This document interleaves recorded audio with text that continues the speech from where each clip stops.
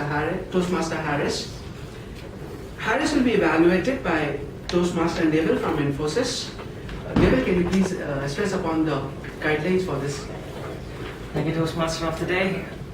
Dear Toastmasters and to the speaker in particular, Project 7 is titled Research Your Topic. So the speaker is expected to find a topic that is of interest to the audience and research it on a wide scope. But not only is he or she expected to just present his or her own views, every point should have good supporting material, and on top of that, he or she is expected to add his or her own views.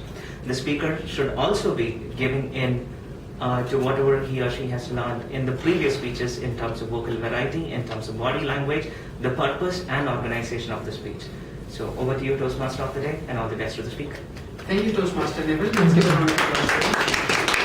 Toastmaster Harris, can you please come and give your 7th project? Thank you, Toastmaster Abhishek.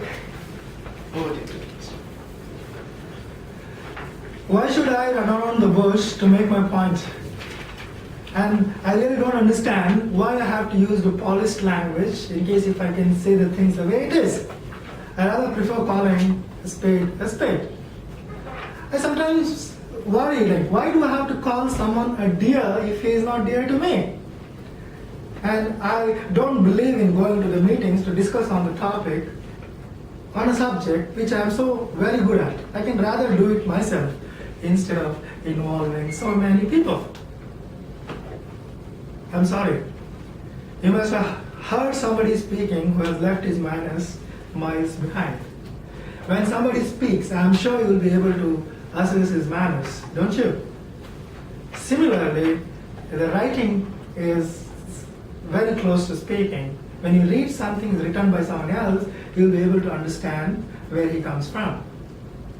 Good afternoon, Toastmasters, guests, and distinguished judges.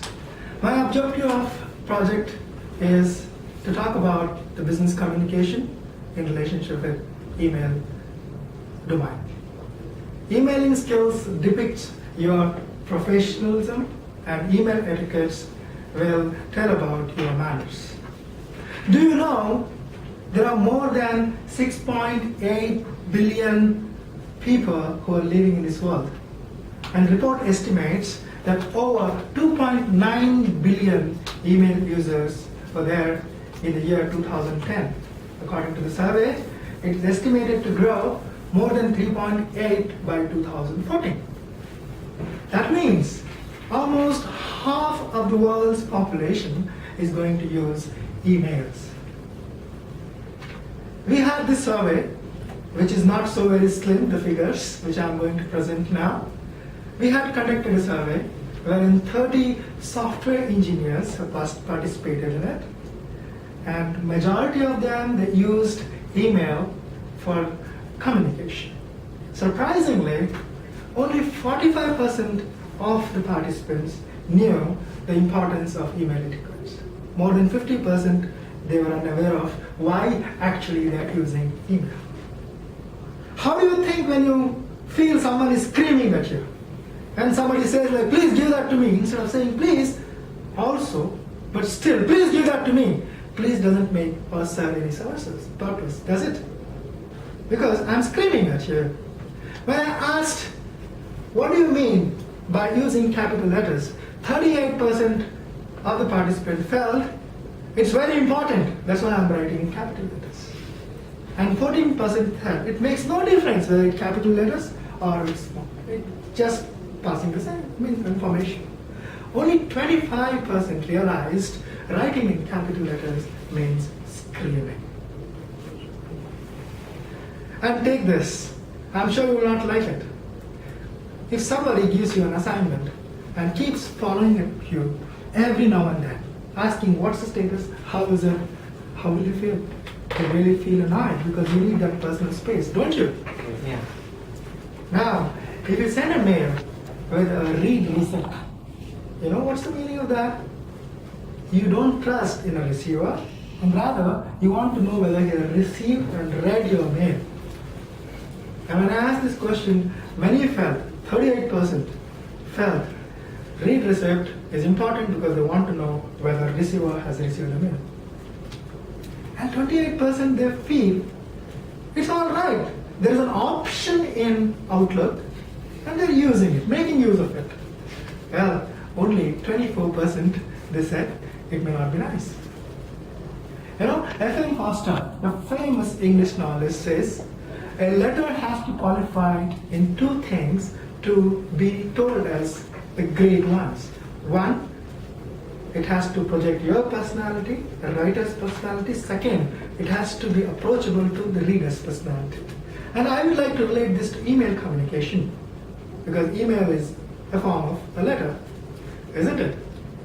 Now, imagine what may happen if you receive a mail. It says, if you don't forward this email to 7 people of Lord Zebra in 12 days, then you have seen such mails.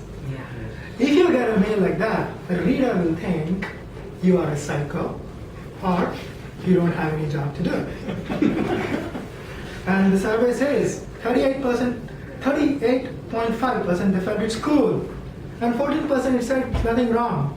Only few, 15% they thought it's unprofessional.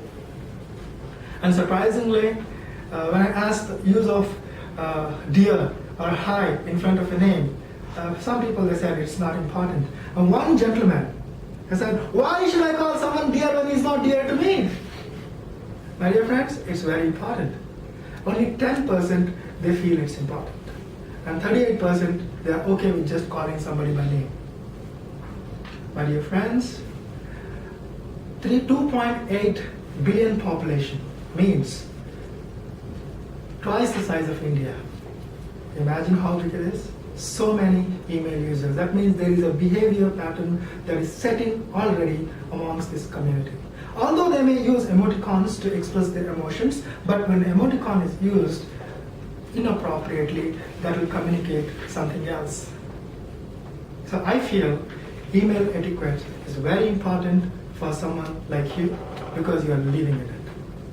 Over to you, Toastmaster.